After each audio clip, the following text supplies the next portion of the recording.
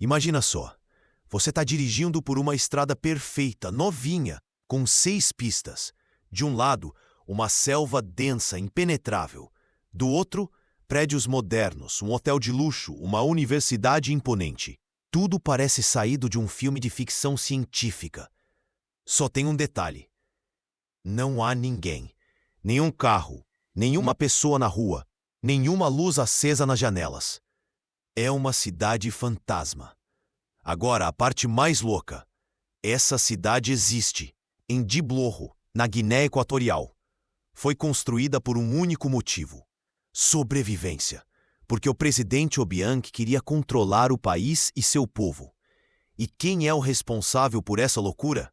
Odebrecht, uma empresa que gastou bilhões de dólares, sem ninguém, para construir uma fortaleza. Custou bilhões de dólares e foi construída com uma ajuda fundamental do Brasil.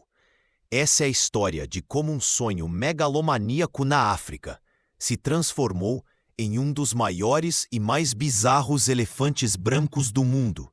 E a gente vai desvendar juntos por que ele foi erguido. O primeiro mistério é: onde fica esse lugar? Nossa cidade misteriosa fica no coração da África, em um país pequeno chamado Guiné Equatorial. Se você nunca ouviu falar, não se sinta mal.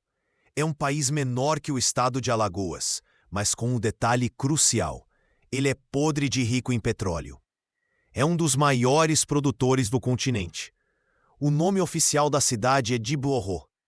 O projeto foi a grande ambição do presidente, Teodoro Obiang, que governa o país com mão de ferro desde 1979.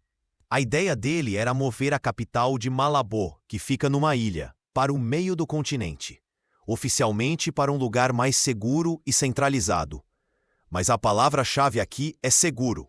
Guarde essa informação. Para tirar esse sonho do papel, Obiang precisava de quem entendesse de obras gigantescas. E é aí que a nossa história cruza o Atlântico. Para construir uma cidade do zero no meio do nada, você precisa de uma empresa com muita, mas muita experiência. E nos anos 2000, poucas no mundo tinham mais experiência em grandes obras na África do que uma gigante brasileira, a Odebrecht. A construção de Diblojo foi tocada principalmente por uma empresa portuguesa chamada Zagop, que na época era controlada pela Odebrecht. Era a combinação perfeita: o dinheiro do petróleo de Obiang com a expertise da empreiteira brasileira. Contratos foram assinados e as máquinas começaram a rasgar a selva. O plano era grandioso: prédios para o governo, residências, hospitais, escolas e até um campo de golfe. Mas o que parecia um projeto de desenvolvimento logo começou a mostrar sua verdadeira face. Então vamos fazer um tour por Diblojo. As imagens de satélite e as poucas reportagens feitas no local mostram uma realidade assustadora. Existe um hotel de luxo, o Grande Hotel Diblojo, 5 estrelas, mas que raramente tem hóspedes. Há um prédio para uma nova universidade, mas com poucos ou nenhum aluno. E o mais impressionante: avenidas largas, com 6 ou até 8 pistas, perfeitamente asfaltadas. Mas onde o único trânsito é o vento levando folhas de um lado para o outro. É um cenário de filme pós-apocalíptico. A cidade foi tecnicamente inaugurada em 2017, mas a verdade é que quase ninguém se mudou para lá. É uma casca, uma cidade cenográfica. E cada tijolo dessa casca levanta a pergunta mais óbvia de todas: quanto custou essa brincadeira? Aqui a história fica ainda mais nebulosa.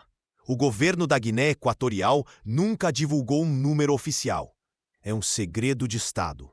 Mas jornalistas investigativos e analistas internacionais, juntando as peças, estimam que a cidade custou algo entre 1 e 8 bilhões de dólares. Pensa nisso. Na melhor das hipóteses, 1 bilhão de dólares. Isso tem um nome: elefante branco. É um termo usado para descrever um projeto caríssimo, grandioso, mas que não serve para nada. É como ganhar um elefante de presente. É impressionante, mas o custo para manter é gigantesco e ele não tem utilidade prática.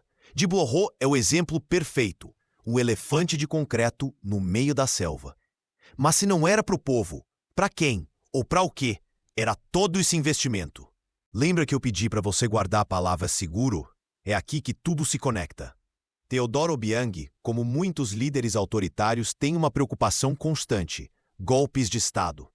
A antiga capital, Malabo, fica em uma ilha, o que a torna vulnerável a ataques vindos do mar. Já Diblohro fica no meio do continente, cercada por uma selva densa e de difícil acesso. Mover a capital para lá não era sobre aproximar o governo do povo. Era sobre o exato oposto: isolar o governo, protegê-lo em uma fortaleza impenetrável. A cidade não foi projetada para ser um lar para os cidadãos, mas sim um bunker para a elite no poder. As estradas largas não são para o trânsito, são para mover tropas rapidamente. A lógica não era urbana, era militar. Enquanto bilhões eram despejados em Diblohro, a realidade da maioria da população da Guiné Equatorial era e ainda é brutal. Apesar de toda a riqueza do petróleo, o país tem uma das maiores taxas de mortalidade infantil do mundo. A maioria das pessoas não tem acesso a água potável ou saneamento básico. Hospitais e escolas fora da capital são precários. A organização Transparência Internacional consistentemente classifica o regime de Obiang como um dos mais corruptos do planeta. O dinheiro do petróleo, que poderia ter transformado a nação em uma Suíça africana, foi usado para construir uma cidade fantasma e para enriquecer a família do presidente. Diblohro não é apenas um erro de planejamento, é o retrato de concreto da desigualdade. E a Odebrecht? O que aconteceu com ela? Bem, a participação em Diblohro foi apenas um dos muitos capítulos controversos da empresa na África. Anos depois, a Operação Lava Jato expôs uma rede de corrupção que envolvia obras em vários países, manchando a reputação que a empresa construiu. Hoje, a cidade de Diblohro continua lá, um esqueleto de concreto sendo lentamente engolido pela selva. É um monumento silencioso a uma era de ambição desmedida. Financiada por um recurso natural valioso e construída por uma empresa que na época parecia capaz de construir qualquer coisa em qualquer lugar.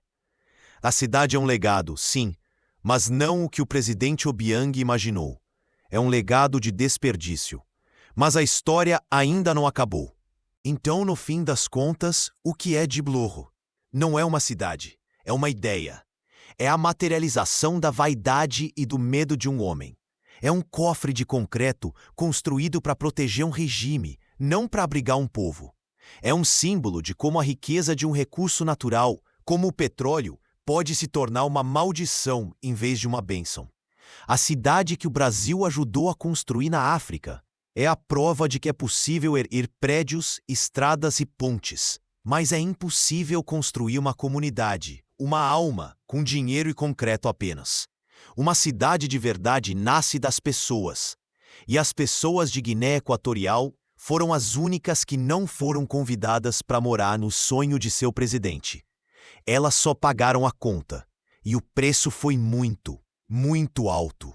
Hoje, Diblohro permanece como um eco.